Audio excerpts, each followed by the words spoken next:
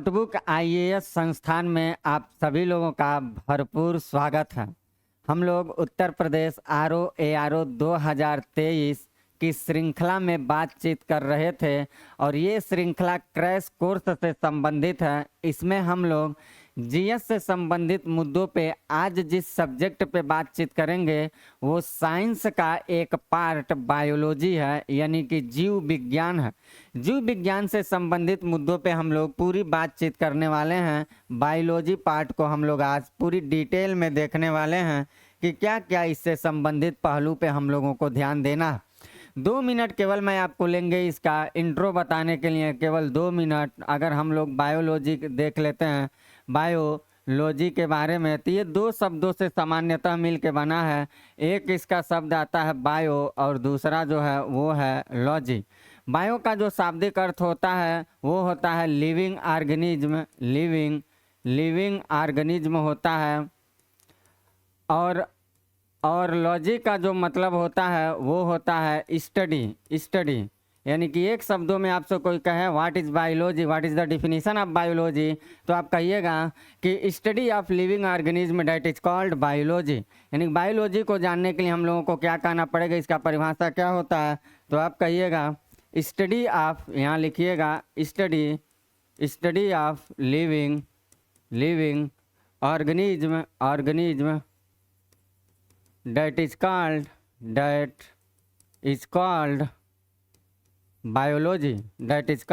Biology, तो biology के बारे में 2 मिनट मैंने बस केवल आपको ये बताने का काम किया कि बायोलॉजी क्या होता। जीवित जंतु या प्राणियों का जो अध्ययन करने वाला विज्ञान होता है उसी को हम लोग बायोलॉजी कहते हैं। अब हम आपको ये बताने चल रहे हैं कि इस बायोलॉजी का पार्टीशन क्या है और उसके फादर कौन है। वहाँ से सवाल आपके पूछे जाते हैं।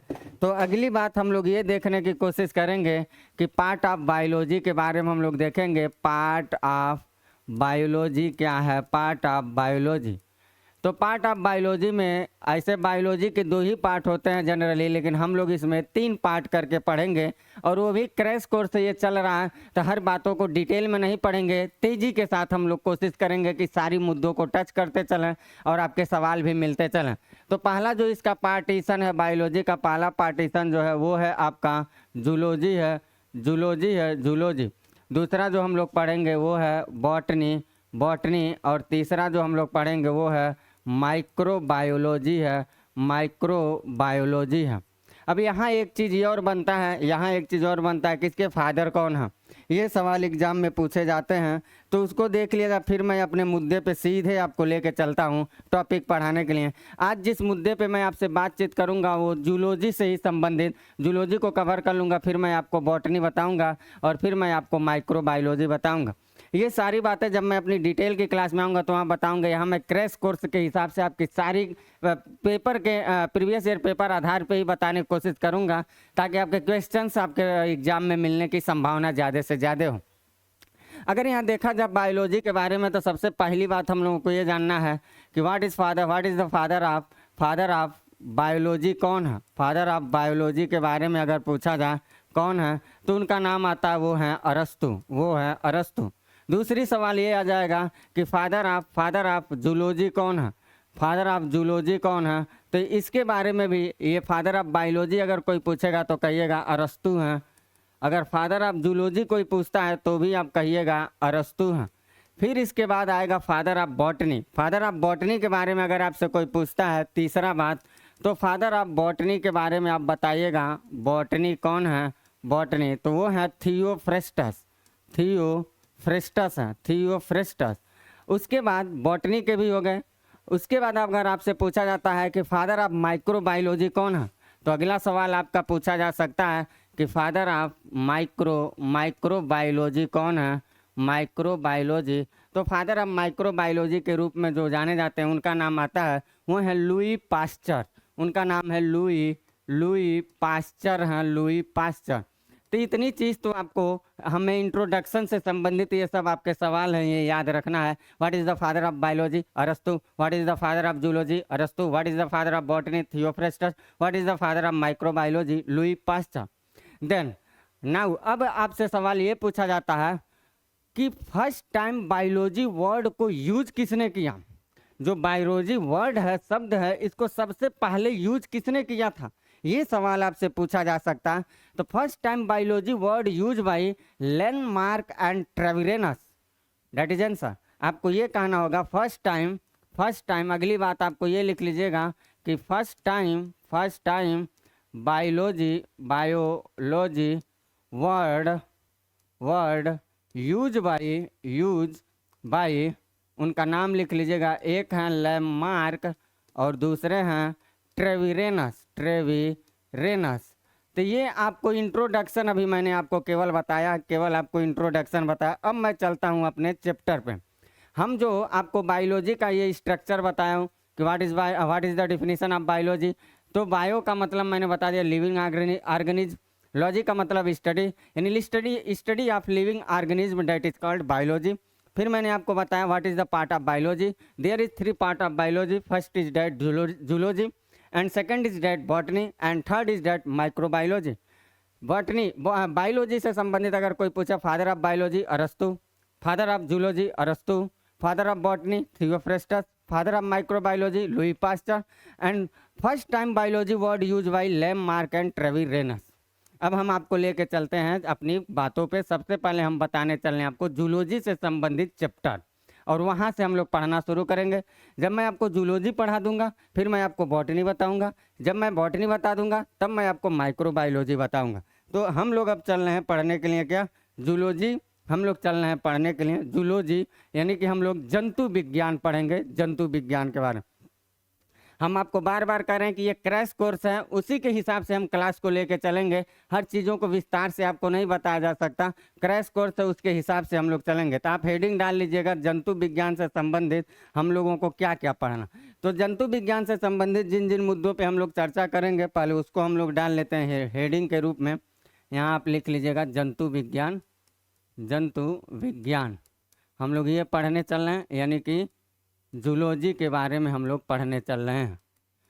तो जूलॉजी में जनरली देखा जाए तो 4 बात पढ़ा जाता है, 4 बातों पे ध्यान दिया जाता है। क्या क्या? एक ह्यूमन फिजियोलॉजी पढ़ा जाता है, जिसको हम लोग कहते हैं मानव कार्यकी। दूसरा जो पढ़ा जाता है जेनेटिक्स पढ़ा जाता है, जिसको कहा जाता है अनुवांशिकता। तीसरा जो इसमें पढ़ा जाता है वो क्लासिफिकेशन ऑफ एनिमल पढ़ा जाता है, जिसको कहा जाता है जंतु वर्गीकरण, क्लासिफिकेशन ऑफ एनिमल। और चौथा जो पढ़ा जाता है इसमें वो पढ़ा जाता है सम इम्पोर्टेंस, जो होते हैं कुछ इम्पोर्टेंस होते हैं, इकोनॉमिकल इम्पोर्टेंस ऑफ एनिमल्स जो होते हैं, यानी कि कह सकते हैं आर्थिक महत्व के जो जंतु होते हैं, इकोनॉमिकल इम्पोर्टेंस ऑफ एनिमल्स, आर्थिक महत्व के जंतु। आप जूलॉजी अगर पूरा डिटेल में पढ़ेंगे तो यह 4 बात आपको मास्टर बताएगा। इसमें हम सबसे पहले आपको पढ़ाने चल रहे हैं ह्यूमन फिजियोलॉजी के बारे में। ह्यूमन फिजियोलॉजी के बारे में हम आपको बताने चल रहे हैं क्या है ह्यूमन फिजियोलॉजी, मानव कार्यकी क्या है, इसी के बारे में चलने में आपसे डिटेल में बातचीत करना है। तो एक बात आपको बता दूं, मानव कार्यकी में क्या क्या पढ़ा जाता है। डाइजेस्टिव सिस्टम पढ़ा जाता है, पाचन तंत्र, रिस्पायरेटरी सिस्टम पढ़ा जाता है, श्वसन तंत्र। यहाँ क्या क्या पढ़ा जाता है मानव कार्यकी में? पाचन तंत्र पढ़ा जाएगा, श्वसन तंत्र पढ़ा जाएगा, उत्सर्जन तंत्र पढ़ा जाएगा, प्रजनन तंत्र पढ़ा जाएगा, कंकाल तंत्र पढ़ा जाएगा, स्केलेटन सिस्टम, नर्वस सिस्टम पढ़ा जाएगा, तंत्रिका तंत्र। ऐसे करके तमाम सारे मुद्दे इसमें आते हैं। यानी मानव के शरीर में पैदा होने से लेके मरने तक अपने जिंदगी में जितना काम काज करता है, वो खाना पीना सोना सांस लेना, उसका दिल का धड़कन चल रहा, बढ़ गया घट गया, ब्लड चल रहा, मर गया सड़ गया, हड्डी जो है अस्थि मज्जा अस्थि पंजर जो है सामने आए, हड्डी कंकाल, सारी ए टू जेड चीज़ों को पढ़ा जाता है। जिंदगी से संबंधित सारी बातें मैं आपको यहाँ बताऊंगा। कहाँ? मानव कार्यकी में, ह्यूमन फिजियोलॉजी में। और सबसे ज़्यादा एग्जाम में यहीं से पूछा जाता है, इसीलिए मैं सबसे पहले आपको बताने जो चल रहा हूँ वो ह्यूमन फिजियोलॉजी बताने चल रहा हूँ। सबसे ज़्यादा जो पूछा जाता है वो ह्यूमन फिजियोलॉजी पूछा जाता है। तो ह्यूमन फिजियोलॉजी में भी लगभग 7-8 चीज़ पढ़ा जाता है, जैसे पाचन तंत्र, श्वसन तंत्र, उत्सर्जन तंत्र, ऐसे करके आपको तमाम सारे प्रजनन तंत्र, ऐसे कंकाल तंत्र, नर्वस सिस्टम आएगा, तंत्रिका तंत्र, ऐसे 7-8 मुद्दे पढ़े जाते हैं मानव कार्यकी में। तो मानव कार्यकी में सबसे पहला मुद्दा मैं आपको पढ़ाने चल रहा हूँ पाचन तंत्र। आज का जो हमारा टॉपिक है वो है पाचन तंत्र। तो पाचन तंत्र हम लोग पढ़ने चल रहे हैं, पाचन तंत्र के बारे में क्या क्या इससे सवाल आएंगे। Digestive system, digestive digestive system के बारे में हम लोग चल रहे हैं पढ़ने के लिए। तो डाइजेस्टिव सिस्टम से संबंधित हम लोगों को क्या क्या जानना है वो सारी बात बताते हैं। अगर डाइजेस्टिव सिस्टम के बारे में, डाइजेस्टिव सिस्टम हमने डीएस लिख दिया, तो इसमें तीन मुख्य रूप से चीज़ हम पढ़ा के आपको निकलेंगे। पहला क्या पढ़ाएंगे, एलिमेंट्री कैनाल, आहार नाल, ये क्या होता है। फिर मैं आपको क्या बताऊंगा, पाचन ग्रंथि क्या होता है, डाइजेस्टिव ग्लैंड क्या होता है। एलिमेंट्री कैनाल बताऊंगा, डाइजेस्टिव ग्लैंड, और यहीं पे हम आपको पोषण यानी कि न्यूट्रिशन, ये तीन पार्ट होते हैं डाइजेस्टिव सिस्टम में। यानी कि मानव जीवन जो होता है अपने जीवन में कुछ खाएगा, उसको पचाएगा और क्या खाएगा, ये सारी बातें देखी जाती हैं। तो एलिमेंट्री कैनाल मैं आपको बता दूंगा, डाइजेस्टिव ग्लैंड बताऊंगा और न्यूट्रिशन बताऊंगा। तो एलिमेंट्री कैनाल के बारे में मैं आपको सबसे पहले बताता हूं, और सारी बातों को मैं कोशिश कर रहा हूं कि आपको फिगर के माध्यम से बता दूं। इसलिए मेरे साथ आप क्या करिए, एक फिगर बना लीजिए, इसी से हम सारी बात आपको समझा देता हूं। तो एक फिगर मेरे साथ ही बना लीजिएगा, एक ऐसे फिगर बनाइएगा, और इसमें हम लोग सारी बातों को समझने की कोशिश करेंगे, ए टू जेड पूरी बातों को समझने की कोशिश करेंगे। आप मेरे साथ फिगर बनाते चलिए। यहाँ छोटी स्मॉल इंटेस्टाइन बना लीजिएगा, चार क्रम में, चार क्रम में। यहाँ पे स्मॉल इंटेस्टाइन बना लीजिएगा, फिर यहाँ लार्ज इंटेस्टाइन बना लीजिएगा, ठीक।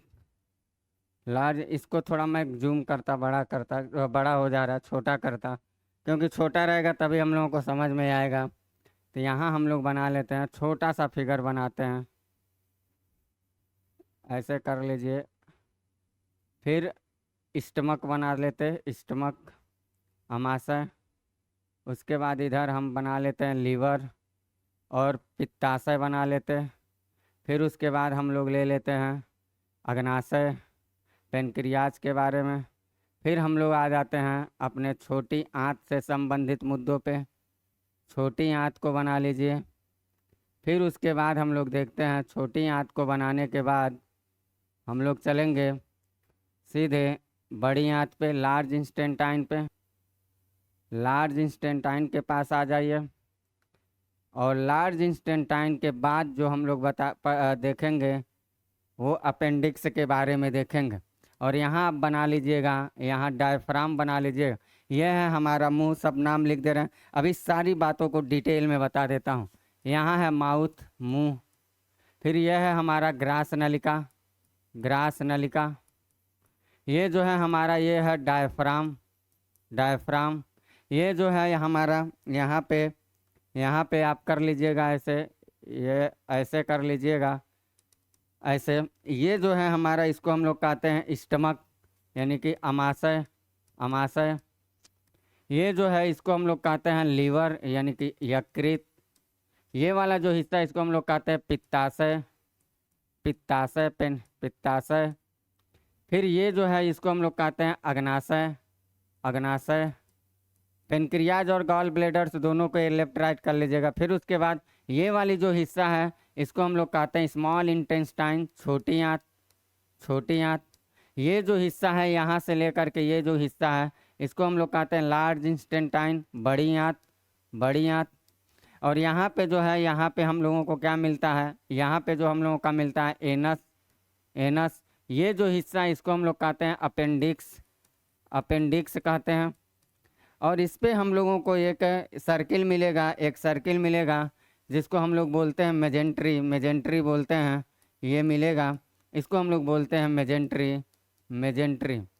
तो इस तरह से कुछ हम लोगों को मिलेगा, इस तरह से कुछ। इसमें एक एक चीज़ मैं आपको बताने की कोशिश करता हूँ। पाचन तंत्र में एक एक चीज़ मैं आपको बताता हूँ। सबसे पहले मैं आपको यहाँ से लेकर के, ये जो है यहाँ से लेकर के ये जो नली जैसे संरचना, इसके बारे में आपको बताते हैं, आहार नाल के बारे में। तो सबसे पहले आप हेडिंग डाल के समझ लीजिए क्या होता है आहार नाल और इससे क्या क्या सवाल पूछे जाते हैं। तो आहार नाल के बारे में आप लोगों को सबसे बड़ी बात यह जानना है कि मुख से लेकर के, इस मुख से लेकर के इस गुदा तक की जो नलिकानुमा संरचना है इसी को आहार नाल कहा जाता है, ठीक, पहली बात।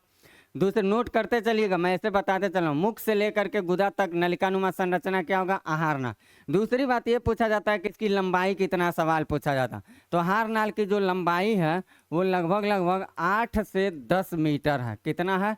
8 से 10 मीटर है, ये सवाल पूछा जाता है। तीसरी बात ये जानना है हम लोगों को कि ये जो आहार नाल होता है ये मनुष्य का जो आहार नाल होता है वो जानवरों के आहार नाल से छोटा होता। यानी कि मानव का जो आहार नाल होगा, मानव का आहार नाल जो होता है, आहार नाल जानवरों शाकाहारी जीवों के कह सकते हैं, जानवरों के आहार नाल से छोटा होता है। आहार नाल से छोटा होता है। कैसे क्या होता है भाई, इसको भी समझिए, ये भी सवाल पूछा जाता है। जो मनुष्य होता है ना, मनुष्य अगर देखा जाए तो मनुष्य मांसाहारी जो जीव होते हैं, मांसाहारी, या मानव के करने से अच्छा मांसाहारी कर लीजिए और जानवर करने से अच्छा शाकाहारी कर लीजिए तो बहुत बढ़िया रहेगा। यहाँ पे आप क्या कर सकते हैं, यहाँ पे आप कर लीजिए मांसाहारी, यहाँ पे मानव के जगह पे आप कर लीजिए मांसाहारी और जानवर के जगह पे आप कर लीजिए शाकाहारी, तो शायद सही रहेगा। यहाँ क्या कर लीजिए? मांसाहारी, और यहाँ कर लीजिए शाकाहारी। शाकाहारी क्या सवाल पूछता? मांसाहारी जो जीव होते हैं उनकी आहार नाल जो होती है वो छोटी होती है, शाकाहारी जीव जो होते हैं उनकी आहार नाल बड़ी होती है। तो पूछेगा क्यों? शाकाहारी जीव जो होते हैं वो सेलुलोज को पचाते हैं और उसको पचाने में ज़्यादा समय लगता है। मांसाहारी जो जीव होते हैं वो प्रोटीन को पचाते हैं और उसको पचाने में कम समय लगता है। इसीलिए शाकाहारी जीव का आहार नाल बड़ा और मांसाहारी जीव का आहार नाल छोटा होता है। तो आहार नाल से इससे आपको 4-5 बातें याद रखना। आहार नाल के बाद मैं आपको बताने चल रहा हूँ इसके बारे में कि मुंह क्या होता है। मुख के बारे में मैं आपको बताने की कोशिश करता हूँ। तो मुख के बारे में हम लोग देख लेते हैं, हेडिंग डाल लीजिएगा अगला, मुख के बारे में। तो माउथ लिख लीजिएगा, माउथ। मुंह में हम लोगों को क्या क्या देखना? मुंह खोलेंगे तो आपको क्या क्या मिलेगा? मुंह खोलेंगे तो आपको एक तो दांत मिलेगा, दांत। तो दांत के बारे में हम लोग जान लेते हैं। दूसरा हम लोगों को क्या मिलेगा? जुबान मिलेगा, यानी कि जीभ, जिसको टंग कहते हैं, जुबान। फिर उसके बाद एक यवला मिलता है, यवला घंटी नुमा मिल। मुंह को खोलिएगा बड़ा सा और देखिएगा अंदर घंटी नुमा संरचना होगा, घंटी नुमा।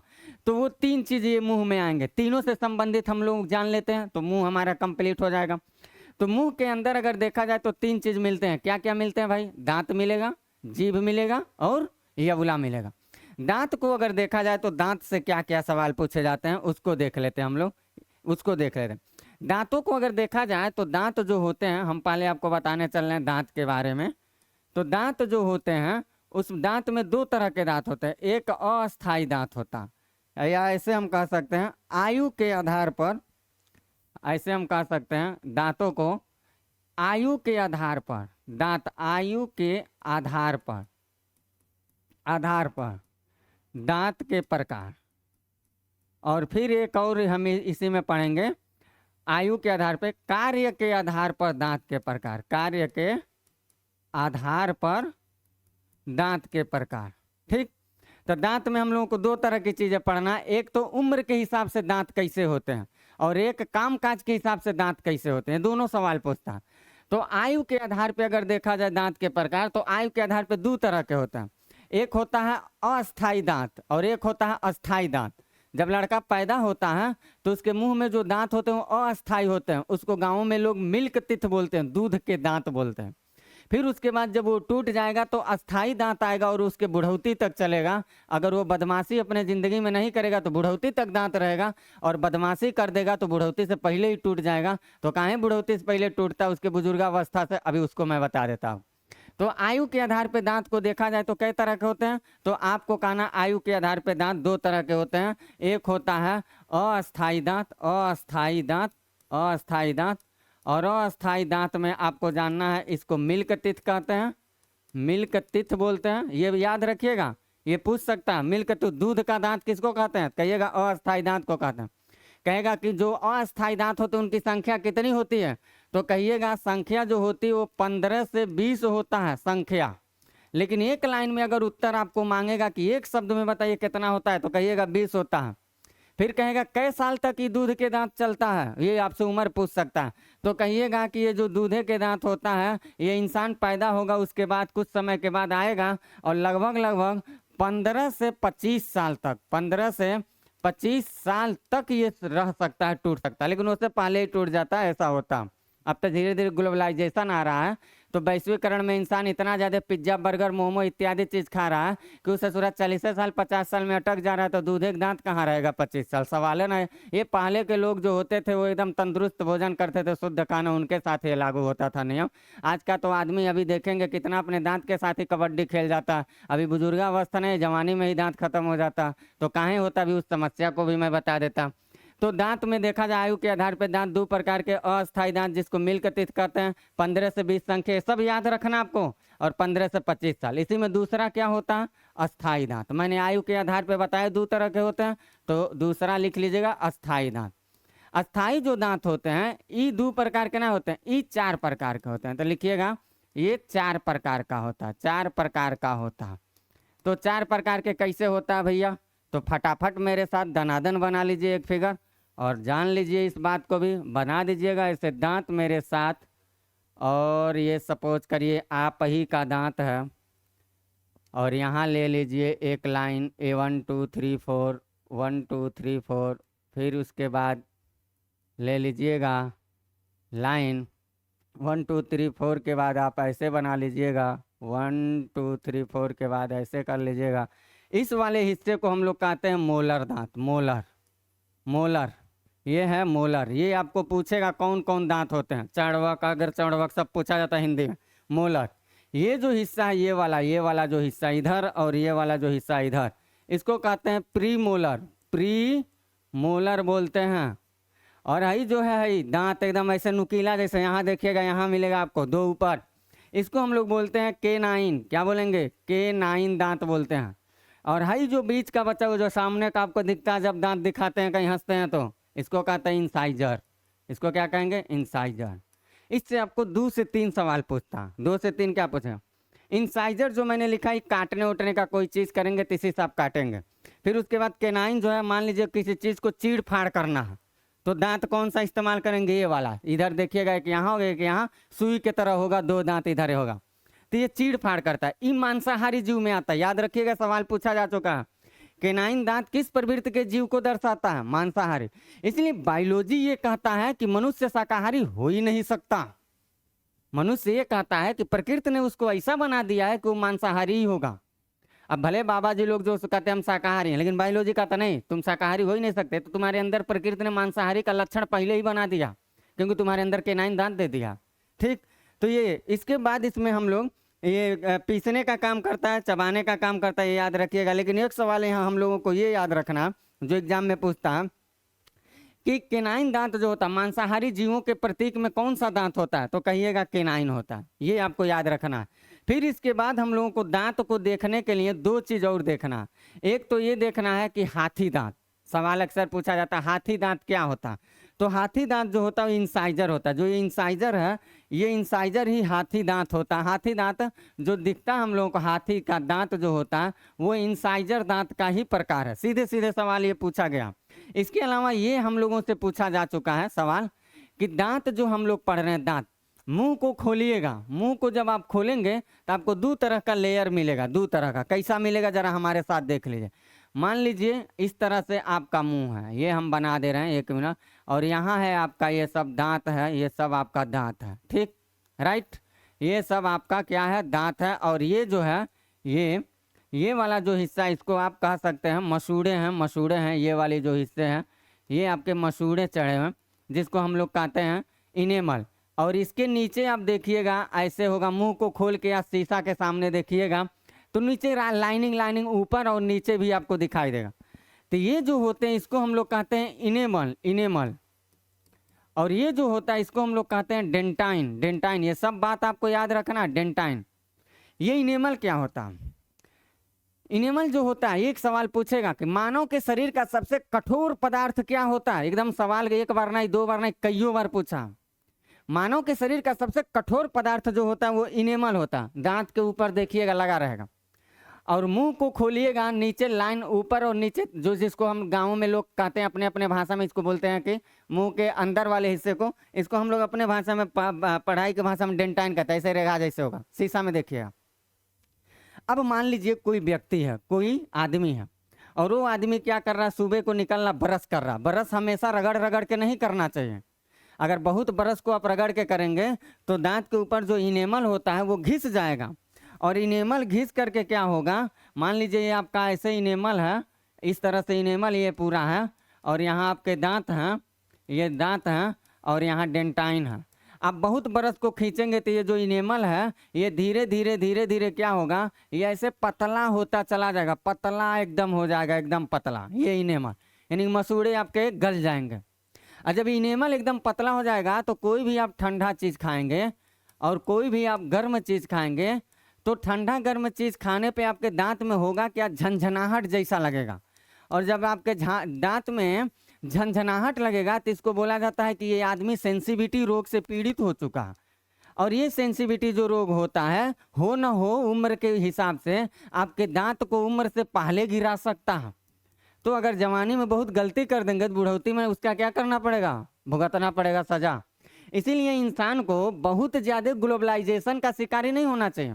आप दातुन करिए, नींब का दातुन करिए, बबूल का दातुन करिए, ये अच्छा है। अब लेके पेस्ट लेके खूब रगड़ेंगे, पता चलेगा किसी से मुलाकात करने जाना तो 3 घंटा और रगड़ के जाएंगे, तो आप अपनी ज़िंदगी के साथ स्वयं खिलवाड़ करेंगे। इनेमल घिसता चला जाएगा। इनेमल अगर घिस जाएगा, क्योंकि शरीर का ये बहुत कठोर पदार्थ होता है, अगर ये घिस जाएगा, ठंडा गर्म कोई भी चीज़ खाएंगे आपका दांत में झंझनाहट आएगा। इसको कहा जाता है आदमी सेंसिटिविटी रोग से पीड़ित हो गया है, और सेंसिटिविटी रोग होना हो उसके ज़िंदगी को झंड बना देगा, दांत गिर जाएगा, उम्र से पहले ही गिर जाएगा। तो मुंह के बारे में मैंने जितनी सारी बात थी वो मैंने आपको पूरी बात बता दिया। अब मैं बताता हूँ मुंह के बारे में मैंने आपको क्या क्या बता दिया। ये तो आहार नाल बताया, मुंह के दांत के बारे में मैंने ये बातें बता दिया, ये कंप्लीट कर दिया। अब मैं आपको बताता हूँ, मुंह में दांत मैंने बता दिया, अब मैं बताता हूँ जुबान के बारे में।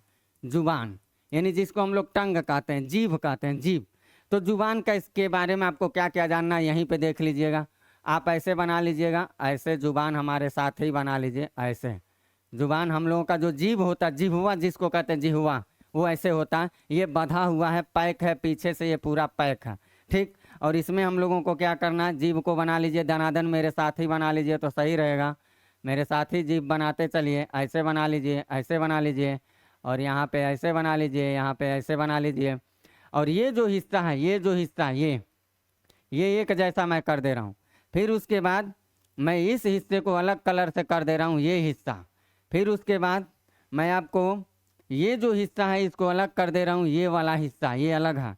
फिर उसके बाद मैं आपको ये वाला जो हिस्सा है इसको मैं अलग कर दे रहा हूँ, ये वाला हिस्सा। समझिएगा मेरी बात को। दांत में कई, जीभ में कई वैरायटी होता है। मानव का जो जीभ होता है ना, वो पीछे से बंधा हो, पैक्ड होता है, आगे से नहीं। सांप देखेंगे आगे से पैक्ड है, दनादन फेंकेगा, पकड़ेगा किसी चीज, निकालेगा, खा जाएगा। मानव का जो है पीछे से पैक्ड है, तो जीभ को फेंकता नहीं है, निकालता है, मानव जीभ को निकालता है, तो ये पीछे से पैक्ड है, समझिए पैकेट जीभ है। अब इससे हम लोगों को क्या जानना, यहाँ पे हम लोगों को ये जानना है कि ये वाला जो हिस्सा होता है, जब इंसान कोई मीठा चीज खाता है, कोई खट्टा चीज खाता है, तो ये जीभ बता का ये वाला जो हिस्सा होता है, मीठा और प्लस खट्टा चीज खाने पे जीभ का ये वाला हिस्सा, यानी ये पार्ट और ये पार्ट, ये खट्टा मीठा जब कोई चीज खाएंगे आप ना, तो आपको यही वाला पार्ट आपको एहसास कराएगा कि ये चीज खट्टा है कि ये चीज मीठा है।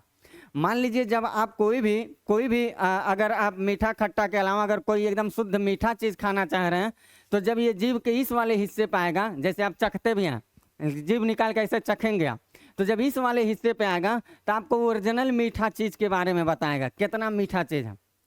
लेकिन जब हम लोग छोटे छोटे रहे होंगे, देखिएगा जो हमारे माता पिता होंगे कहेंगे बेटा दवा खाना है तो एकदम अंदर डाल लो, उसके बाद पानी पी लो। तो अंदर डालते हम लोग, तो हम लोगों को अजीबो गरीब लगता, कड़वा कड़वा जैसे लगता।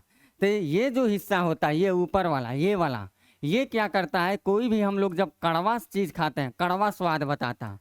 जब कोई कड़वा चीज़ हम लोग खाएंगे तो ये वाला पार्ट कड़वा बताएगा, ये पार्ट जो होगा मीठा खट्टा बताएगा, ये पार्ट जो होगा आपका मीठा बताएगा। बचा कौन, बीच वाला हिस्सा, ई क्या करता है, तो याद रखिएगा, ये बीच वाला जो हिस्सा है ये क्या करता है, यहाँ कोई स्वाद कड़िका नहीं होता, कोई स्वाद कड़िका नहीं होता, कोई स्वाद कड़िका नहीं होता है, नहीं होता है, यानी होता है खाली, यहाँ कोई स्वाद वाद के बारे में हम लोगों को अनुमान नहीं लगता। अब एक चीज ये पैदा होता है कि हमने मीठा बता दिया क्या कहाँ मिलेगा, हमने खट्टा बता दिया आपको कहाँ मिलेगा, मीठा खट्टा, फिर हमने कड़वा बता दिया, लेकिन एक चीज हम नहीं बताया, आदमी को तीखा काहे लगता है। तो याद रखिएगा जो तीखा लगता है ना, वो तीखा याद रखिएगा ये कोई स्वाद कड़ी का नहीं है, ये कोई स्वाद कड़ी का नहीं है, याद रखिएगा। तीखा कोई स्वाद नहीं होता है। जब हम किसी चीज को खाते हैं तो हमारे जीभ पे स्वाद कड़िकाएं होती हैं, वो स्वाद कड़िकाएं स्वाद को चूसने का काम करते हैं।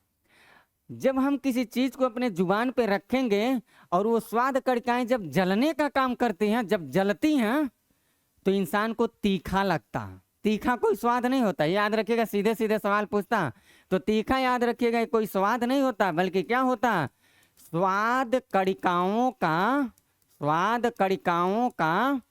जलना होता है, जलना। तो ये बात जीभ से आपको इतनी सारी बात याद रखना है। ये आपका जीभ है, मीठा खट्टा स्वाद बताएगा, मीठा बताएगा, कड़वा बताएगा, तीखा कोई स्वाद नहीं होता है। और आपको ये जानना है कि तीखा का अनुमान जो होता है, तीखा जो पता चलता है वो केवल और केवल क्या होता है, स्वाद कड़िकाओं का जलना होता। अब सवाल क्या पूछता, जब इंसान कोई चीज खाता है तो हमारे जीभ का काम क्या होता है। तो याद रखिएगा जो हमारा जीभ होता है, जो जुबान होता है, ये जुबान क्या करता है, केवल स्वाद ग्रहण करता, स्वाद ग्रहण करता। नहीं, गांव में नहीं कहते हैं कि जीभे के लालच से ऐसे कुछ करके उदाहरण मारते हैं, यानी कि जो आदमी बहुत खाने के लिए बारे में ऐसे कुछ बोलता है, कहते हैं जीभ का एक स्वाद, ऐसे कुछ उदाहरण देते हैं। तो जीभ क्या करता है, कोई चीज खाएंगे ना तो बस वो स्वाद को ग्रहण करेगा, लेकिन वो खट्टा है कि मीठा है, कैसा है, कड़वा है, ये जीभ नहीं बताता। स्वाद बताने का काम कई बार सवाल पूछा जाता है कि मानव शरीर का कौन सा अंग स्वाद को बताता है। तो स्वाद बताने का काम मेरा ब्रेन करता है, ब्रेन, मस्तिष्क बताता है, एंजाइम हार्मोन दौड़ा के पूछता है कि बता दे भैया का चीज ही खा रहा है ससुरा। और जीभ क्या करता, केवल स्वाद को लेता है। स्वाद ग्रहण करने का काम कौन करेगा, जुबान करेगा। और मस्तिष्क क्या करता है, तो मस्तिष्क के बारे में ये स्वाद बताने का काम करता है, बताने का काम करता है। ये बात आप नोट करिएगा, सब परीक्षा वाली बात है। स्वाद बताने का काम जो करता है वो ये करता है। अब यहाँ एक चीज हम लोगों को ये देखना, जबान जो होता है उसका काम क्या होता है, जीभ का, शब्द का निर्माण करना। शब्द निर्माण करने का काम कौन करता है, जीभ करता। अगर मान लीजिए जबान की गति जो होती है पीछे मुड़ के मांसपेशी पे जो टिका होता है, अगर मान लीजिए जुबान की जो मांसपेशियां होती वो बढ़ जाएंगे, जुबान की मांसपेशियां जो होती वो घट जाएंगे, तो इससे मनुष्य के आवाज जो होता है उस पर प्रभाव पड़ता है। अगर जुबान की अगर छोटी हो जाएगी, गति धीमा हो जाएगा, तो व्यक्ति जो होता है वो तुतुला कर बोलने लगता है। तो खैर ये सब बातें हम नहीं बताएंगे, ये सब बातें जो होती है ये हम अपनी डिटेल वाली क्लास में लेके आएंगे। यहाँ ये सब बातें आप जाने। मुंह के बारे में मैंने दांत बता दिया, जुबान बता दिया। अब मैं आपको बताने चल रहा हूँ यवुला। मुंह को बड़ा सा खोलिएगा, अंदर आपको घंटी जैसे संरचना मिलेगा, उसके बारे में। तो यवुला के बारे में 2 लाइन लिख लीजिए, क्या होता है यवुला। यवुला के बारे में, यवुला क्या होता, तो एक घंटी नुमा संरचना होता। शीशा के सामने मुंह बड़ा सा खोलिएगा तो नीचे देखिएगा यहाँ पे घंटी जैसे संरचना होगा, वो लेफ्ट राइट करता रहेगा। तो क्या होता है यवुला, वो मांसपेशी का बना होता, मांसपेशी का बना होता। और उसका केवल और केवल काम यह होता है कि आदमी कोई चीज़ अगर खाता है तो भोजन को सही ट्रैक पे पहुँचाना, उसका बस यही काम होता है। सही ट्रैक पे पहुँचाते यानी भोजन सही रास्ता में जाए। समझिए वो एक तरह से ट्रैफिक पुलिस है, कौन गाड़ी को एकदम मतलब भोजन रूपी गाड़ी को मेंटेन करता है, एक्सीडेंट ना हो जाए। पता चला भोजन को जाना चाहिए था ग्रास नलिका में, चला जाएगा वायु मार्ग में, उसके बाद वो आदमी पता चला मर ही गया, या तो खूब हैवी से उसको छींक आ गया, कुछ भी हो सकता है। तो भोजन को रास्ता देने का काम करता है यवुला। इसके अलावा देखा जाए तो यवुला जो होता है नाक और जुबान के बीच में एक बॉर्डर का काम करता है। और यही यवुला उम्र और समय के हिसाब से खूब मोटा तगड़ा आदमी है, खूब फैटी, अनसेचुरेटेड फैटी बहुत ज़्यादा कंज्यूम कर लिया, तो जब वो सोएगा तो यवुला बढ़ जाता है। और जब बढ़ेगा तो जुबान में बार बार टकराता है सांस लेने में। तो आदमी के जब जुबान में बार बार टकराएगा हटेगा, टकराएगा हटेगा, टकराएगा हटेगा, ये ऐसे ही होता है, घंटी जैसे ऐसे होगा। तो जब ये इधर टकराएगा फिर सांस छोड़ेगा, लड़ेगा, टकराएगा, लड़ेगा जुबान में, जीभ में, तो इसको गाँवों में लोग कहते हैं नाक बजा रहा, खर्राटा ले रहा, यानी गहरी नींद ले रहा। इस तरह से उसको बीमारी भी माना जाता है, क्योंकि उस सिचुएशन में माना जाता है इंसान एकदम शिथिल पोजीशन में होता है, यानी कोई घटना अगर एकाएक घटित होती है तो उसको पता होता नहीं चलता, मौत की नींद में सोता है वो, इस तरह के कुछ होते हैं। तो यबुला के बारे में बात आप याद रखेगा। अब मुंह के बाद हम आपको बताने चल रहे हैं ग्रास नलिका। आते हैं आपको समझाते हुए। मैं क्या कह रहा हूँ भाई, हमने मुंह के बारे में पूरा बता दिया, मुंह में दांत होता है, जुबान होता है, यबुला होता है। अब मैं ये बताता हूँ, ये ग्रास नलिका, खाना खाएंगे तो खाना कहाँ आएगा, यहाँ आता है ना, इसको हम लोग कहते हैं ग्रास नलिका। ग्रास नलिका के बारे में हम लोग क्या करेंगे, पढ़ेंगे एसोफेगस के बारे में, क्या होता है। तो ग्रास नलिका अब हम आपको बताने चल रहे हैं, ग्रास नलिका, लगे रहिए। अगला हेडिंग डाल लीजिएगा, ग्रास नलिका। थोड़ा तेजी से हम लोग चलेंगे क्योंकि क्रैश कोर्स है, हर बातों को बहुत डिटेल से नहीं समझ सकते, केवल आपके एग्जाम के हिसाब को ही ध्यान में रख के मैं बातों को बोलता जा रहा हूँ। ग्रास नलिका के बारे में जानना है तो 2 से 3 सवाल यहाँ से पूछे जाते हैं, वही आपको याद रखना है। अभी मैं आपको आहार नाल बता रहा हूँ, पाचन ग्रंथि नहीं बता रहा हूँ, आहार नाल बता रहा हूँ कि कहाँ कहाँ खाना जा रहा है, अभी मैं कैसे कैसे पच रहा है इसको भी बताने का काम करें। ग्रास नलिका के बारे में हम लोग क्या क्या जानेंगे। सबसे पहला बात, ग्रास नलिका क्या होता है, पहले वो तो ये दिखा दें। ये है, ये मैंने अभी बताया, मुंह से खाना आएगा तो यहाँ पे क्या होगा, यहाँ पे वायु मार्ग होता है, फिर उसके बाद छोटी आंत मिलेगा, ठीक। ये है हमारा ग्रास नलिका। ये जो है इसको हम लोग कहते हैं वायु मार्ग, वायु मार्ग बोलते हैं, यहाँ से हम सांस लेते हैं, वायु मार्ग। और यहाँ पे एक ढक्कन जैसा होता है, यहाँ पे ये ढक्कन यहाँ पैक रहता है, कभी उठ के यहाँ आ जाएगा इस तरह से, कभी उठ के इस तरह, यानी खाना खाएंगे, जब आप खाना खाएंगे तो ये क्या होगा, ये वाला जो रास्ता है साफ कर देगा। जब सांस लेंगे तो ये ढक्कन उठ के यहाँ आ जाएगा, ये रास्ता साफ कर देगा, याद रखिएगा। तो ग्रास नलिका, खाना जब खाते हैं, भोजन ग्रास नलिका में जाता है, तो ग्रास नलिका से हम लोगों को क्या क्या याद रखना। सबसे पहला बात हम लोगों को क्या याद रखना कि इस ग्रास नलिका के बारे में सबसे पहले ये पूछता है, ग्रास नलिका की लंबाई के बारे में पूछ रहा था, कितना सेंटीमीटर लंबा है। तो लंबाई इसकी 25 सेंटीमीटर है भैया, ये याद रखिएगा। पहली बात तो ये याद रखना। दूसरी बात ये याद रखना कि जब व्यक्ति खाना खाता है ना तो उसको सांस की जरूरत पड़ती है, सॉरी बोलता है ना तो उसको सांस की जरूरत, जैसे मैं कोई बात बोल रहा हूँ तो ऑक्सीजन दे रहा हूँ ना, अगर हमारे वायु मार्ग को बंद कर दिया जाए तो हम बोल ही नहीं पाएंगे, मर जाएंगे, या तो हमें घुटन महसूस होगा, कुछ समय बाद मर जाएंगे, हमें सवाल नहीं हम बोल पाए, क्योंकि शरीर को संचालित के लिए ऑक्सीजन की जरूरत होती है, ऑक्सीजन ही जलता है, ऑक्सीजन जलेगा। मैं अभी श्वसन तंत्र पढ़ाते समय आपको बताऊंगा ब्लड में कैसे जलता है और कोशिकाओं को किस तरह से ऊर्जा देने का काम करता, तभी इंसान जिंदा है, नहीं तो इंसान जिंदा नहीं रहेगा, मर जाएगा, तुरंत ऑन द स्पॉट मर जाएगा। ग्रास नलिका के बारे में हम लोग ये जानेंगे कि इसकी लंबाई जो है ये, इसके बारे में हम नहीं लिखे, इसको बोलते हैं हम लोग इपिग्लैक्टिक्स, इपिग्लैक्टिक्स बोलते हैं। यहाँ जगह नहीं बच रहा है तो मैं इधर लिख दे रहा हूँ, इपिग्लैक्टिक्स के बारे में यहाँ लिख देता हूँ। ये क्या है, ये है इपिग्लैक्टिक्स,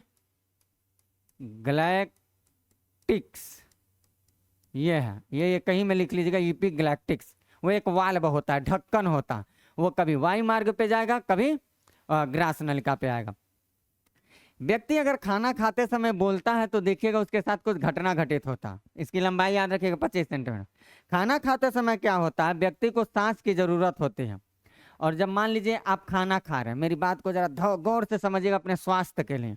मान लीजिए आप मुंह खोले, आपके माता पिता कहें खाना खाने के लिए, आप मुंह खोले, खाना खाए, खाना जब आप खाएंगे तो आपका ब्रेन मैसेज देगा, किसको, इस इपिग्लैक्टिक्स को, और मैसेज दे के कहेगा कि आदमी खाना खा रहा है, कुछ मुंह चला रहा, ये रास्ता खाली कर दो, इसी रास्ते से ये जाने वाला है। क्लियर। तो रास्ता ये इपिग्लैक्टिक्स यहाँ से हट के यहाँ आ गया, रास्ता खाली। तब तक मुंह में खाना डाल के आप पता चला फोन आ गया, हाँ कैसे हो, क्या हो, कहाँ हो, चिल्लाना शुरू कर दिया। और जिस समय चिल्ला रहे थे उसी समय घोंट भी रहे। अब जब हेलो हाय करना शुरू करेंगे तो बोलने में हवा चाहिए ना, तो ब्रेन कहेगा कि ससुरा खाना खाना लग रहा, बंद कर दिया, बोल रहा है, इसको हवा चाहिए, इसलिए ये वाला मार्ग खोल दो। और ये क्या करेगा, आके यहाँ चिपक जाएगा यहाँ पे, और ये रास्ता खाली। और हाय हेलो करते हुए मुंह में तो दबा ही रहे हैं, ब्रेन कंफ्यूजन में आ गया, ये खा रहा है कि बोल रहा है, अब दोनों कर रहे हैं। तो जैसे बोलते समय निकलेंगे तो खाना को जाना चाहिए था यहाँ, लेकिन खाना कहाँ चला जाएगा, यहाँ, खाना कहाँ चला जाएगा? वायु मार्ग में चला जाएगा। खाना को जाना चाहिए था इधर, खाना चला जाएगा इधर। अब बताइए, जब गलत ट्रैक पे पहुँच लेगा, गलत उल्टा लेन पे आप गाड़ी चलाएंगे, सामने वाला आके क्या करेगा? ठोक देगा, वहीं उलट जाएंगे, खेला खत्म, कोई केस कचहरी नहीं होने वाला। ऐसे यहाँ हो जाएगा।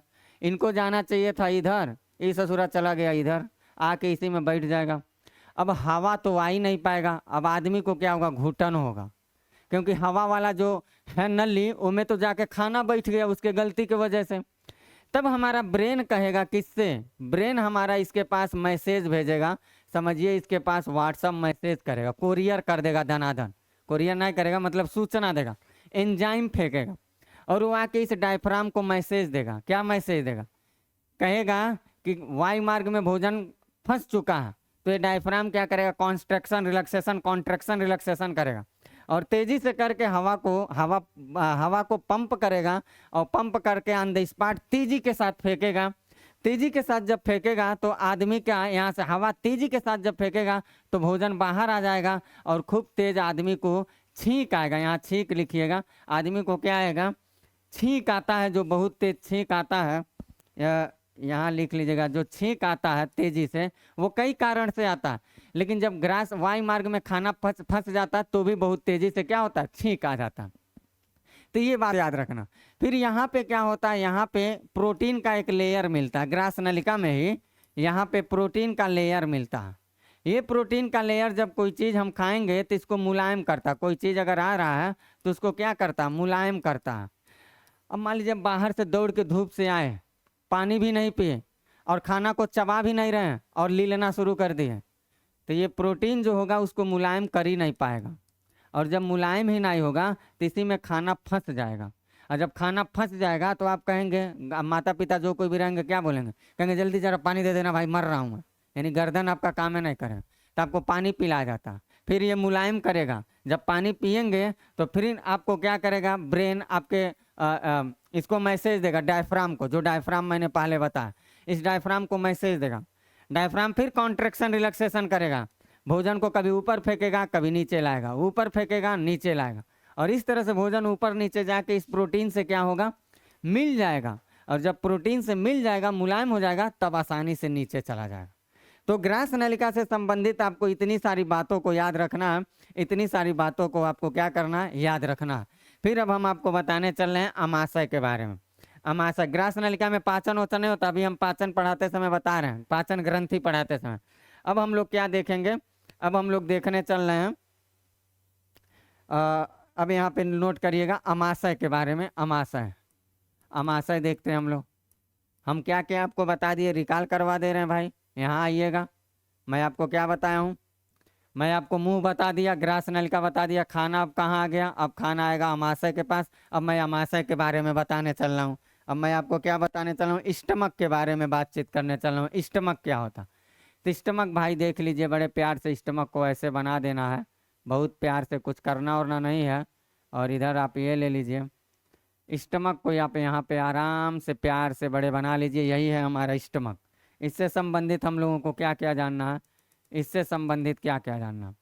खाना जब ग्रास नलिका से निकलता है, खाना नीचे जाता है, तो खाना कहाँ जाता है? स्टमक के पास जाता है। स्टमक के पास आपको दो तीन चीज़ें याद रखना। क्या दो तीन चीज़ याद रखना? यहाँ पे होता है, यहाँ पे होता है HCl। HCl, ये जो मैं काला वाला किया हूँ इसको कहते हैं श्लेष्मिक।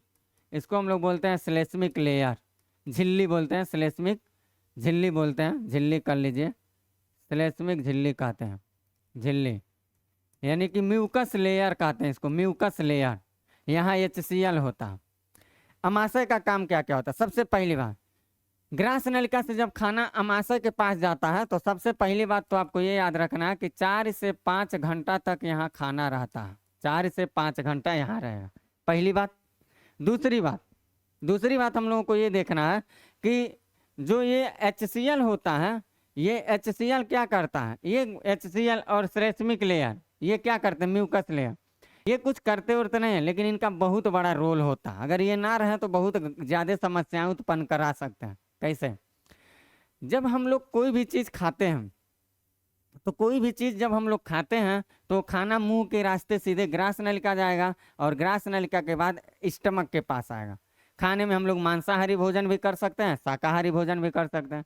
अगर हम लोग मांसाहारी भोजन करते हैं तो खाना बनाने के बाद जो बर्तन होता है निकालते हैं थाली में, तो ऐसा नहीं है कि कुकर में ही मुंह डाल के खाना शुरू कर देंगे।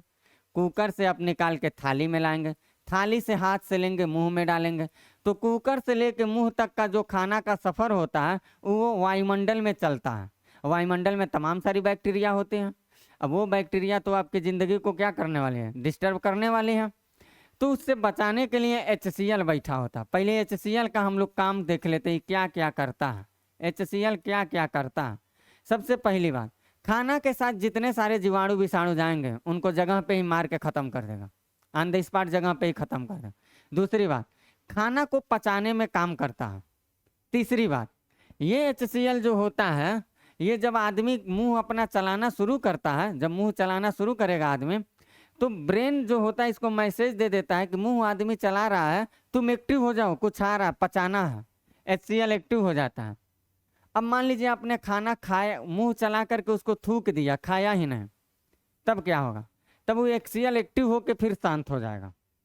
फिर पता चला जो आप बहुत ज़्यादा गुटखा खा रहे हैं, बहुत ज़्यादा गुटखा खा रहे हैं, या बहुत ज़्यादा आप उपवास रह रहे हैं, ऐसी अगर आपके साथ समस्याएं हो रही हैं, उपवास रहेंगे, बहुत ज़्यादा गुटखा खाएंगे बहुत ज़्यादा, या समय समय पे खाना नहीं खाएंगे, अगर या बार बार आप मुंह चलाते रहेंगे, या बार बार आप चिल्लाते रहेंगे, तो ऐसी कंडीशन में HCl जब मुंह चलेगा तो ये एक्टिव हो जाएगा। और कुछ अंदर आप डाले ही नहीं, गुटखा खाए थूक दिए, चिलगम खाए फेंक दिए, मुंह चला के शांत हो गए, अंदर तो कुछ गया ही नहीं। और HCl ये समझ रहे अंदर कुछ आने वाला, आया ही नहीं।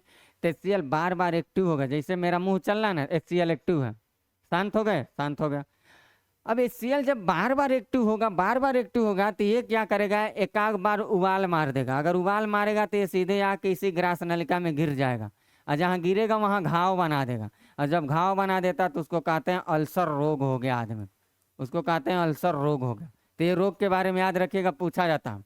अल्सर रोग के लिए जिम्मेदार कौन होता है? HCl होता है। वो HCl अगर आप मुँह गुटखा ना खाएं, गुटखा ना खाएं, उपवास ज़्यादा ना करें, लेट से खाना ना खाएं, समय से खाना खाएं, लेट से अगर नहीं खाएंगे, ऐसी सिचुएशन अगर नहीं आ रही तो HCl आपका जनरेट नहीं होगा बार बार, और वो ग्रास नलिका में जा करके अल्सर जैसे रोग से आपको पीड़ित नहीं करेगा। फिर HCl का एक और काम देखें। गलती से मान लीजिए प्यार मोहब्बत की दुनिया में आके कोई लड़का जहर खा लिया, जहर, वो मरना चाह रहा क्योंकि उसकी प्रेमिका भग चुके हैं। अब उस ससुरा जब जहर खा लेगा तो कोई घबराने की जरूरत नहीं, उसको डॉक्टर के पास अगर ले जाएंगे जहर खाने के कुछ समय, मान लीजिए जहर खाया, एक आध घंटा 1.5 घंटा के अंदर अगर डॉक्टर के पास जाएंगे लेके, तो डॉक्टर उसको बचा देगा, जिंदा कर देगा। कैसे? क्योंकि खाना जो होता है ना, वो खाना अभी यहीं आके रुका रहता है, स्टमक के पास, HCl के पास, अभी उसके नीचे वो नहीं गया रहता। और जब तक खाना अमाशय के पास रहेगा तब तक इंसान को उल्टी करा करके क्या किया जाएगा, बचा लिया जाएगा। तो डॉक्टर के पास जाएंगे, डॉक्टर क्या करेगा, वो खाना को सड़ाने का इंजेक्शन दे देगा, खाना इस स्टमक में यहीं जाके सड़ने लगेगा। और जब खाना यहाँ सड़ने लगेगा तो होगा क्या, वो आदमी ऑन द स्पॉट उल्टी कर देगा, यहीं खाना सड़ेगा, उल्टी कर देगा। और जब उल्टी कर देगा तो उसका सारा जहर जो होगा वो बाहर निकल जाएगा। अब उल्टी करेगा तो दो चीज़ देखिएगा उसके साथ होगा, उसका उल्टी किया हुआ जो चीज़ होता है वो बदबू करता है, और उसका दांत देखिएगा एकाएक खट्टा हो जाता है। तो दांत खट्टा काहे होता है ये भी आपको याद रखना, बदबू क्यों करता है ये भी याद रखना। तो वो बदबू करता है इसलिए क्योंकि यहाँ का जो HCl होता है वही बदबू करता है, HCl है। और दांत खट्टा क्यों होता है, यही HCl दांत को खट्टा भी करता है। ठीक, इतनी बात आपको याद रखना, यानी दांत को भी खट्टा कर दिया और बदबू भी आने के लिए जिम्मेदार कौन है, तो आप कहिएगा वो HCl है। HCl से इतनी सारी बात आपको याद रखना। इसके अलावा मान लीजिए उस व्यक्ति को जिसने जहर खाया है, उस व्यक्ति को आप यहाँ से जैसे HCl स्टमक के पास उसका जहर गया, आप डॉक्टर के पास नहीं लेकर के गए, तो कुछ समय के बाद ये खाना स्टमक से सीधे आ जाएगा स्मॉल इंटेस्टाइन में। और जब छोटी आंत में खाना आ जाएगा ना, तो दुनिया का सारा मेडिकल साइंस फेल हो जाएगा, उस आदमी को बचा नहीं पाएगा, वो मरेगा तो मरेगा, ये तय है। क्योंकि अब उसकी खाना जो है छोटी आंत में चली गई, और छोटी आंत से खाना तुरंत क्या होगा, ब्लड में डाल दिया जाएगा, रक्त वाहिनियों में डाल दिया जाएगा, और जब खाना रक्त वायु वो जहर रक्त में चला जाएगा तो पूरी बॉडी में चली जाएगी, और जब पूरी बॉडी में चली जाएगी तो हर जगह ब्लॉकेज करती चली जाएगी, और जब ब्लॉकेज होते जाएंगे तो एयर सर्कुलेशन और ब्लड का पंपिंग जो हो रहा है, सर्कुलेशन जो हो रहा है वो बंद हो जाएगा, और ऐसी स्थिति में कोशिकाओं को ऑक्सीजन नहीं मिल पाएगा, और जब कोशिकाएं ऑक्सीजन नहीं पाएंगी तो इंसान ऑन द स्पॉट मर जाएगा, क्योंकि इंसान जिंदा ही है कोशिकाओं की वजह से। समस्या ये आ जाएगा। तो ये बात आपको यहाँ याद रखना। अब इसमें एक बात आपको और याद रखना, अगर अगर सवाल कभी कभी पूछता है कि जो जानवर होते हैं, जानवर, ये सारी बात जितना मैं बोला हूँ सब आपको याद रखना परीक्षा के लिए। जो जानवर होते हैं, इन जानवरों के अमाशय के बारे में, मानव का अमाशय तो बता दिया, तो जानवरों का जो अमाशय होता है वो 4 कमरे का होता है, ये बात आप याद रखिएगा। एक कमरा में क्या होता है, HCl होता है, और 3 कमरा जो होते हैं, इस 3 कमरा में कौन होगा, तो 3 कमरा में बैक्टीरिया होते हैं। ये तीनों कमरा में कौन होंगे, तीनों कमरा में यहाँ पे बैक्टीरिया होते हैं, बैक्टीरिया। तो जानवर को देखिएगा, खाना जितना पाएगा वो एकदम लबालब अंदर डालते जाएगा, कबो नहीं कहेगा हमें मत दो, और खाना खा के क्या करेगा, लेगा खाना यहाँ इकट्ठा कर लेगा। इसमें बैक्टीरिया बैठी रहती हैं, वो खाना को सड़ने से बचाती हैं। क्या करती हैं, सड़ने से बचाती हैं, ठीक। फिर खाना को यहाँ डाल देगा, फिर खाना को यहाँ डाल देगा। जब इसका ये तीनों टंकी फूल हो जाएगा, जानवर का 3 घर है खाना, जैसे मनुष्य के पास एक ही घर है, जानवर के पास ये 3 घर है। जब अपने तीनों घर में खाना डाल देगा तब वो चौथा घर में वो HCl बैठा रहता है, इसमें से खाना खाना बंद कर देगा जानवर। अब इसमें से एक खाना को निकालेगा, मुंह में लाएगा, तो इसको हम लोग कहते हैं जानवर जुगाली कर रहा है। जुगाली आप सुने होंगे, जानवर पूरा घास भूसा खा लेता और एक जगह बैठ जाता, अब बैठ के मुंह चलाना शुरू कर देता। देखिए अंदर से खाना को लेगा, मुंह को चलाएगा, फिर चबा के डालेगा, फिर लेगा, फिर चलाएगा, फिर डालेगा। ऐसा देखिएगा होता होगा, जानवर अगर आपके घर होंगे देखिएगा। तो इसको हम लोग कहते हैं जुगाली कर रहा। हो सकता है आपके यहाँ भाषा में कुछ और कहा जा रहा हो, हमारे यहाँ जुगाली बोलते हैं, जानवर जुगाली कर रहा। तो यहाँ से खाना लेगा, मुंह चलाएगा, जुगाली करेगा, फिर डालेगा। अब जब डालेगा जुगाली करके तो खाना यहाँ आएगा जहाँ HCl है, और HCl खाना को पचा देगा, फिर छोटी आंत बड़ी आंत ऐसे करके लास्ट में मल बन के यानी कि गोबर के रूप में खाना बाहर आ जाएगा, राइट। तो ये 3 कमरा जो होते हैं इसमें बैक्टीरिया होते हैं, खाना को सड़ने से बचाते हैं। एक कमरा में HCl होता है, और ये भोजन को पचा के छोटी आंत बड़ी आंत ट्रांसफर करते आगे भेज। इतनी सारी बात आपको यहाँ से याद करना है, ये सारी बात। अब मैं आपको बताने चल रहा हूँ इस टॉपिक से। मैंने आपको क्या क्या बता दिया भाई, मैंने आपको बता दिया, मुंह बता दिया, ग्रास नल का अमाशय। अब खाना हमारा सीधे कहाँ जाएगा, छोटी आंत में। ये और ये अभी हम लोग खाना को पचाने में पढ़ेंगे, यहाँ नहीं पढ़ेंगे। अब हमारा खाना कहाँ गया, छोटी आंत में आएगा, छोटी आंत से बड़ी आंत में जाएगा, और बड़ी आंत के बाद वो खाना सड़ जाएगा, खराब हो जाएगा, तब वो सीधे टॉयलेट में निकाल देंगे आप, ठीक। तब हम लोग चल रहे हैं छोटी आंत के पास। तब हेडिंग आप क्या डालेंगे, अब आप बड़े प्यार से हेडिंग डाल लीजिए, और आपका हेडिंग होगा छोटी आंत होगा। स्मॉल इंटेस्टाइन के बारे में लिखते हैं, छोटी आंत क्या होता है। तो इसका हम लोग ले लेते हैं, यहाँ पे एक छोटा सा फिगर ले लेते हैं। छोटी आंत से संबंधित बातों को समझने के लिए आप एक फिगर ले लीजिए यहाँ पर, और इसमें हम लोगों को क्या क्या देखना है, ज़रा इसको देख लीजिएगा। छोटी आंत से संबंधित मुद्दों को अगर देखा जाए तो सबसे पहली बात तो हम लोगों को ये जानना है कि इसके पार्ट कितने हैं। तो यहाँ से लेकर के यहाँ तक का जो हिस्सा है इसको हम लोग कहते हैं डियोडिनम, डियोडिनम, ये सब आपको याद रखना है। फिर यहाँ से लेकर यहाँ तक का जो हिस्सा इसको हम लोग कहते हैं जेजुनम, जेजुनम। और यहाँ से लेकर के यहाँ तक का जो हिस्सा है ये पूरा कंप्लीट, यहाँ से यहाँ तक के हिस्से को हम लोग बोलते हैं, ये पूरा, ये वाली पूरा हिस्सा जो है इसको हम लोग बोलते हैं इलियम, इलियम। तो छोटी आंत में सबसे पहला बात यही पूछा जाएगा कि इसमें कितने भाग हैं, भाग। तो भाग में आप कहिएगा 3 भाग हैं। कौन कौन भाग हैं, तो डियोडिनम, जेजुनम, इलियम, सबसे पहली बात। दूसरी बात आपको ये याद रखना है कि मानव का जो आहार नाल है, जो मैंने आहार नाल बताया मुख से लेकर के गुदा तक, मुख से लेकर के मैंने जो आपको गुदा तक बताया है ना, ये मुख से लेकर के गुदा तक ये आहार नाल ही है, पूरा आहार नाल ही है, यहाँ से लेकर यहाँ तक। तो मानव के शरीर में पूछा जाता है सबसे बड़ा आहार नाल कौन है, सबसे बड़ा एग्जाम में पूछा जाता है सवाल आहार नाल कौन है, तो कहिएगा छोटी आंत है। तो छोटी आंत की दूसरी बात क्या याद रखना, सबसे बड़ा आहार नाल है, सबसे बड़ा आहार नाल है, क्या वो है छोटी आंत। हम लोग पढ़ रहे हैं छोटी आंत, मानव शरीर का सबसे बड़ा आहार नाल है। तीसरी बात हम लोगों को ये जानना है कि शरीर का जितना सारा चीज इंसान खाता रहता है ना, सारे चीज को पचाने का काम कौन करता है? छोटी आंत करता है। पचाने के लिए तो मुंह में भी पचेगा, अमाशय के भी पास पचेगा, लेकिन छोटी आंत के पास हर चीज को पचा दिया जाता है, कुछ उसके बाद बचता ही नहीं है। उसके बाद खाना सीधे टॉयलेट में जाने लायक हो जाता है, यानी अवशिष्ट खाना हो जाता है। हर चीज को पचाया जाता है। तो खाना के सभी अवयव जो होते हैं, भोजन के सभी अवयव जो होते हैं, अवयव वो उनका पाचन होता है। छोटी आंत में एक बात ये लिख लीजिएगा।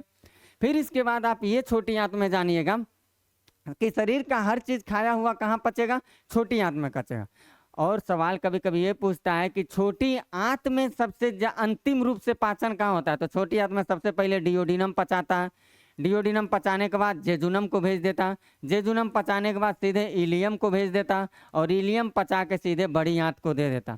यानी कि खाना का छोटी आंत में खाना सबसे अंतिम रूप से कहाँ पचता है?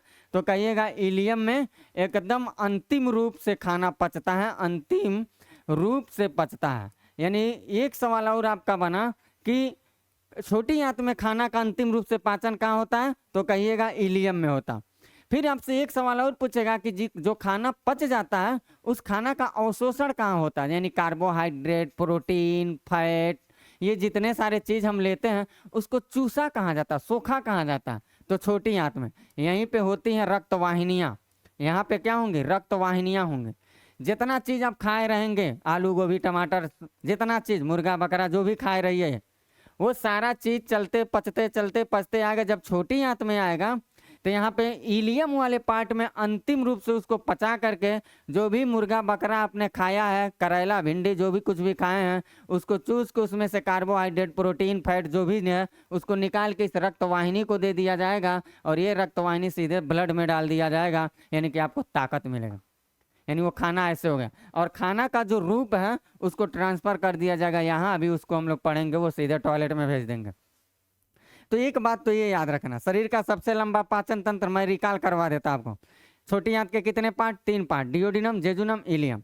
छोटी आंत में सबसे ज्यादा पाचन कहाँ होता है? इलियम में। शरीर का सबसे अंतिम रूप से पाचन कहाँ होता है? छोटी आंत में। भोजन का अंतिम रूप से अवशोषण कहाँ होता है? छोटी आंत में।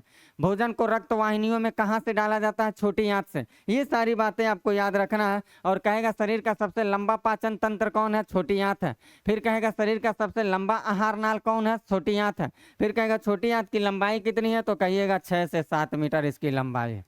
तो छोटी आंत से केवल आपको इतनी सारी बातें याद रखना। बाकी ग्लैंड पढ़ाते समय मैं वहाँ आपको अभी बता देता हूँ कि ग्लैंड पढ़ाते समय मैं वहाँ बातचीत कर लेता हूँ। फिर अब हम लोग देख लेते हैं यहाँ पे बड़ी आंत के बारे में। एक और बचा है, वो है बड़ी आंत। यहाँ देख लीजिए, मैंने आपको बताते समय बताया ही। यहाँ पे मैंने आपको बताया, मुंह बता दिया, ग्रास नल का, अमाशय। फिर छोटी आंत मैंने बता दिया। छोटी आंत के बाद अब हम लोग ये वाला देखेंगे, बड़ी आंत, इसको देखना। फिर यहीं कंप्लीट करेंगे। अगले क्लास में मैं इसको और इसको बताने की कोशिश करूंगा अगले क्लास में। तो बड़ी आंत हम लोग देख लेते हैं सरसरी निगाह से। बड़ी आंत के बारे में 2 लाइन देख लेते हैं। क्या है बड़ी आंत की कहानी? डाल लीजिएगा हेडिंग, बड़ी आंत। बड़ी आंत में बस 1-2 सवाल आपको पूछा जाता है, यहाँ से 1 से 2 सवाल, ये आपको याद रखना। बड़ी आंत कुछ ऐसा ही है, तो आप ऐसा ही फिगर बना लीजिएगा। इससे 1 से 2 सवाल पूछा जाता है, ज़्यादा नहीं पूछा जाता। छोटी आंत से ज़्यादा पूछा जाता है तो उसको आप याद रखिएगा, मैंने सब बता दिया। इस बड़ी आंत में क्या होता है, एक चीज़ होगा यहाँ पे मसल्स होते हैं, मसल्स होते हैं जिसको हम लोग कहते हैं मांसपेशियाँ। ये मसल्स जो हैं इसको हम लोग बोलेंगे मांसपेशियाँ। ये मांसपेशियाँ क्या होती हैं तो ज़रा देखिएगा। भोजन छोटी आंत से हमने अभी बताया, यहाँ पे ऐसे मैंने बनाया था, छोटी आंत से कहाँ भोजन जाएगी? सीधे बड़ी आंत में जाएगी। तो जब बड़ी आंत में भोजन आती है, जब बड़ी आंत में भोजन आती है, इसको इरेज कर दिया जाए। ये वाला हिस्सा हम लोगों को नहीं देखना है, ये वाली नहीं देखना। तो जब भोजन बड़ी आंत में जाती है तो बड़ी आंत क्या करता है भोजन को? बड़ी आंत भोजन को क्या करता है? इसमें जितने सारे भोजन में, यानी जो खाना छोटी आंत से हटा दिया जाता है, छोटी आंत से सारे फायदे वाली चीज़ खींच लिया गया, लेकिन उस फायदे वाली चीज़ को खींचने के बाद जो बचा हुआ भोजन होता है उसमें मिनरल्स जो होते हैं, खनिज, कैल्शियम, पोटेशियम, नमक खाए रहते हैं, ये सब चीज़ बचा रहेगा। और पानी, ये दोनों इसमें जाएंगे, ये दोनों यहाँ जाएंगे। और ये जो मसल्स होता है ये उनको दबाता है। जैसे कपड़ा आप गारते हैं ना, ऐसे ये गारने की, दबाने की कोशिश करेगा। और उस भोजन से खनिज और पानी को क्या करेगा, निकाल देगा, और खनिज पानी निकाल के भोजन को आगे बढ़ाता रहेगा, आगे बढ़ाता रहेगा, और आगे बढ़ाते बढ़ाते एक समय ऐसा आएगा खाना को मल के रूप में इंसान क्या करेगा, टॉयलेट में डाल देगा।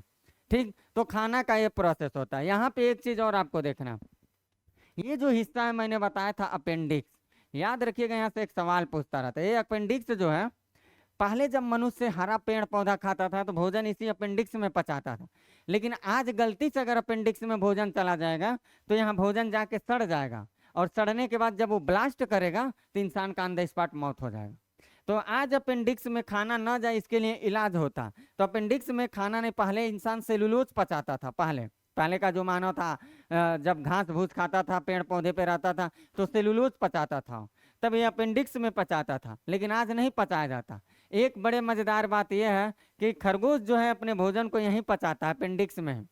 इसीलिए खरगोश जब भोजन को अपेंडिक्स में पचा लेता है तो सब खाना का शुद्ध रूप जो होता है, वो खाना के शुद्ध रूप के बाद अपेंडिक्स से खाना जब लेकर के जाता है, वो टॉयलेट करता है, तो खरगोश दोबारा अपने खाना को खाने जाता है। खरगोश जो होता है देखिएगा, दोबारा अपने भोजन को करता, टॉयलेट करेगा, फिर उसको खाएगा, क्योंकि उसके जितने सारे चीज थे, पौष्टिक चीज, वो मिल ही नहीं पाए हैं, इसलिए वो दोबारा खा के अपने पौष्टिक चीज को लेने की कोशिश करता। अब यहाँ एक चीज, आहार नाल जो हम लोग पढ़ रहे थे, अगर इसकी लंबाई बढ़ जाती है तो आपको अभी एक लाइन में लिख लीजिएगा, वो हार्निया रोग होता है। हार्निया रोग का ऑपरेशन करवाएंगे। अगर आपके आहार नाल के मसल्स की लंबाइयाँ अगर बढ़ जाती हैं, रक्त वाहिनियों की लंबाई अगर बढ़ जाती है, तो रक्त वाहिनियों के माध्यम से आपके भोजन में क्या होगा, यहाँ सीधे रक्त आ जाएगा, ब्लड आ जाएगा, और वो ब्लड आपके टॉयलेट के साथ निकलेगा। जब टॉयलेट के साथ निकलेगा तो आदमी कहेगा कि इंसान को बवासीर हो गया है। तो बवासीर का होना, हार्निया रोग होना, ये सब बातें यहाँ से आपको याद रखना। इस तरह से देखा जाए तो ये टॉपिक कंप्लीट किया है। इसी टॉपिक का मैं पार्ट 2 लेकर के आऊँगा, उसमें मैं आपको डाइजेस्टिव ग्लैंड से संबंधित सारी बातों को बता दूंगा। तो क्लास यहीं हम लोगों का कंप्लीट हो जाएगा। हम लोग जिस प्लेटफॉर्म से जुड़े हुए हैं, नोटबुक IAS से, तो नोटबुक IAS प्लेटफॉर्म पे अगर देखा जाए तो UPSC यानी कि नोटबुक IAS सिविल सेवा के अभ्यर्थियों के लिए टेस्ट सीरीज श्रृंखला भी प्रस्तुत करता है क्लास के साथ साथ। UPSC हुआ या स्टेट PCS हुआ या RO हुआ, उसके प्रारंभिक और मुख्य यानी कि प्री और मेंस से संबंधित जो दैनिक मेंस का और प्रीलिम्स का अभ्यास क्वेश्चंस होते हैं, उसको कंप्लीट रूप से गुणवत्तापूर्ण कराने का काम नोटबुक IAS करता है। और ये काम, ये प्रोग्राम ये ऑनलाइन ऑफलाइन दोनों मोड में करता है। अगर आप दिल्ली के आसपास में कहीं हो तो ऑफलाइन क्लास ज्वाइन कर सकते हैं, अगर दूर दराज के क्षेत्रों में तो ऑनलाइन ज्वाइन कर सकते हैं। और ऑनलाइन ज्वाइन करने के लिए आप दिए गए नंबर पर आप संपर्क कर सकते हैं। यहाँ से आप अपनी पूरी जानकारी लेकर के आप हमारी संस्था से जुड़ सकते हैं और अपनी भावी प्रतियोगी परीक्षा के लिए कंटेंट को उपलब्ध करा सकते हैं। बाकी मैं अगली क्लास में मिलूंगा इसी डाइजेस्टिव सिस्टम के पार्ट 2 सीरीज में, जहां मैं भोजन को पचाने से संबंधित यानी डाइजेस्टिव ग्लैंड, पाचन ग्रंथि से संबंधित मुद्दों पे मैं करता हूं आपसे बातचीत। तब तक के लिए लेता हूं मैं आपसे इजाजत। Bye, best of luck.